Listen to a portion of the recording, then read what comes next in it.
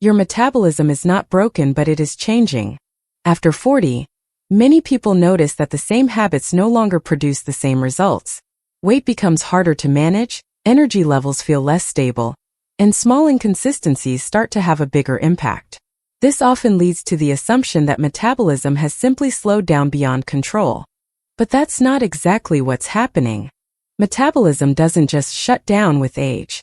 What changes is the structure around it: how your body uses energy, how much muscle you maintain, how you recover, and how consistent your daily patterns are. Understanding these shifts is the first step toward working with your metabolism instead of against it. The problem begins when people try to apply the same strategies they used in their 20s or 30s. Skipping meals, relying only on cardio, or making sudden changes in diet may have worked before, but they tend to be less effective and sometimes counterproductive later on. Why? Because your body becomes more sensitive to stress, recovery takes longer, and muscle mass tends to decline if it's not actively maintained. Muscle plays a key role in how much energy your body uses at rest. The more lean tissue you have, the more energy your body requires to maintain it. Over time, if muscle is lost, your baseline energy use can decrease. This is one of the main reasons metabolism appears to slow down. But it's not irreversible. It's responsive. And that's where most people overlook the opportunity. Boosting metabolism after 40 is not about extreme changes. It's about reinforcing the systems that support energy use over time. The first priority is maintaining muscle. You don't need complex routines. Simple, consistent resistance-based movements can make a difference. This could include bodyweight exercises, resistance bands, or light weights. The goal is not intensity for its own sake, it's consistency.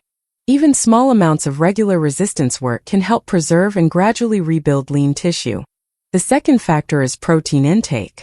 Protein supports muscle maintenance and also requires more energy to digest compared to other nutrients. This means it contributes slightly more to your daily energy use. More importantly, it helps stabilize appetite and supports recovery.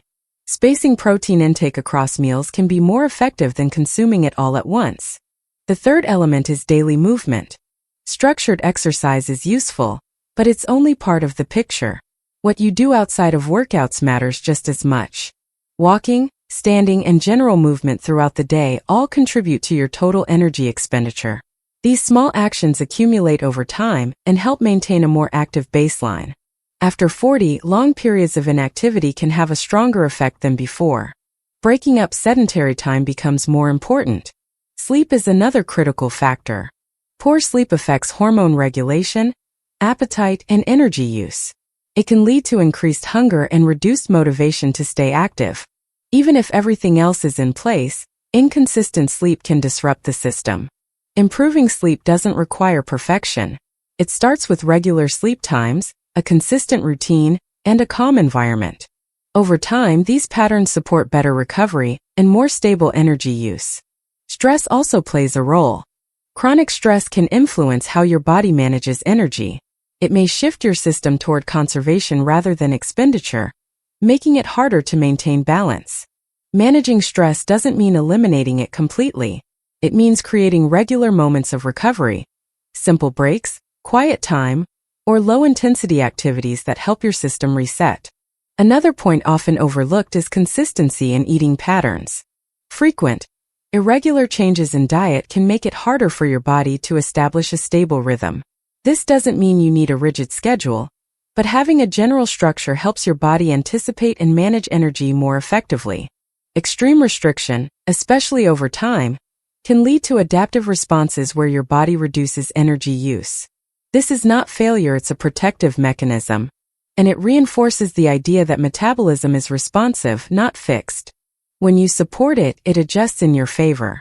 When you work against it, it adapts in ways that can slow progress. This leads to an important shift in perspective. Boosting metabolism is not about forcing your body to burn more. It's about removing the factors that limit how your body uses energy. When you maintain muscle, stay active, eat with some structure, sleep consistently, and manage stress, your metabolism operates more efficiently. Not because it's being pushed, but because it's being supported. The key insight is this. After 40, results depend less on intensity and more on consistency. Short bursts of effort followed by long gaps are less effective than steady, repeatable habits. Your body responds to patterns. And over time, those patterns define how energy is used.